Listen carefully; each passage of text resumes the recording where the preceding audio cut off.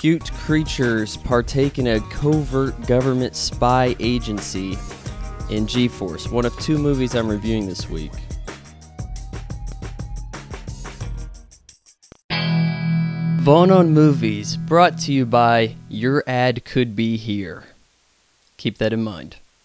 Hey, welcome to the show. I'm trying to do things a little quick this week, reviewing two movies. So let's look at G-Force. Our story centers around critters who are trying to become special agents for the government. Zach Galifianakis is the one who engineered their whole outfit, or so we are led to believe, because there's really no setup in the movie. Darwin is voiced by Sam Rockwell. He's essentially the leader. Blaster is Tracy Morgan. Juarez is Penelope Cruz. And everybody is one-dimensional to the T. One surprising note, I'd seen Nicolas Cage. I've seen his name pop up in the credits for this movie, and I was wondering where was he? And he's the mole in this movie, who is kind of in charge of intel. If you think about the initial setup here, it's not too bad of a scheme.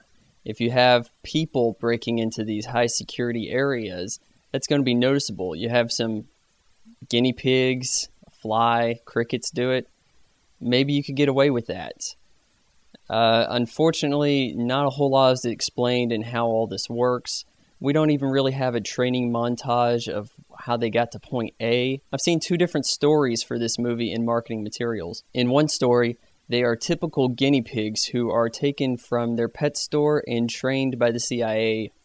In another one, they're with the CIA initially, and then they're taken to the pet store. The truth is, they start out agents as seemingly special, for that matter. And then their group's broken up because the government all of a sudden decides they don't want talking guinea pigs who can do just about anything helping them. That's not entirely logical to me. A lot of their technology is not touched on correctly, and the whole pacing of the movie is relentless. It's just action, action, action. And when you have time to breathe, it's silly comic relief, and I did not crack a smile throughout the entire film. As short as it was, probably slightly over an hour to be honest, it didn't deliver much.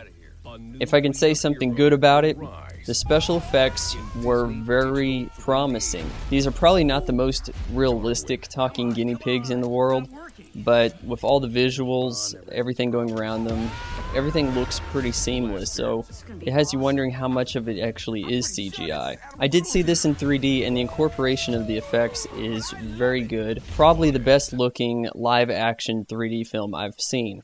One distracting point is there's a mat going across the top and bottom of the screen, essentially a letterbox that can be broken by objects that are trying to emphasize their 3D factor, like maybe a guinea pig jumping, hitting his head above the top of the screen, trying to break the fourth wall in some degree. The Rhodes are essentially chased down by the US government, and the bad guy of this film is interesting enough. I guess he's Steve Jobs, because he's interested in a lot of the hardware and software. What doesn't make a lot of sense is the ultimate scheme behind this, because, and yeah, we're going to go into the spoiler zone for this.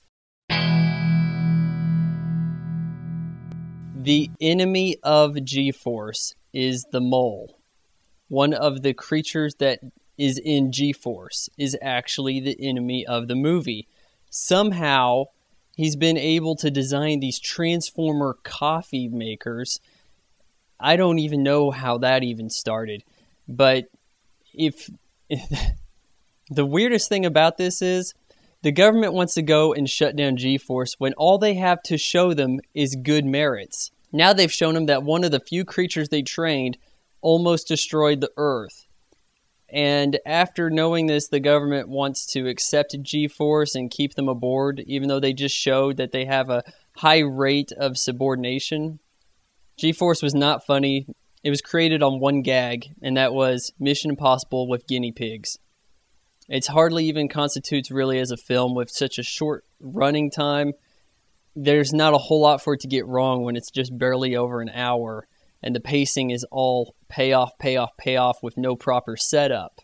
I've seen worse. It does have good special effects. It's sort of pretty to watch, and the pain doesn't last long. I'll give it 2 stars.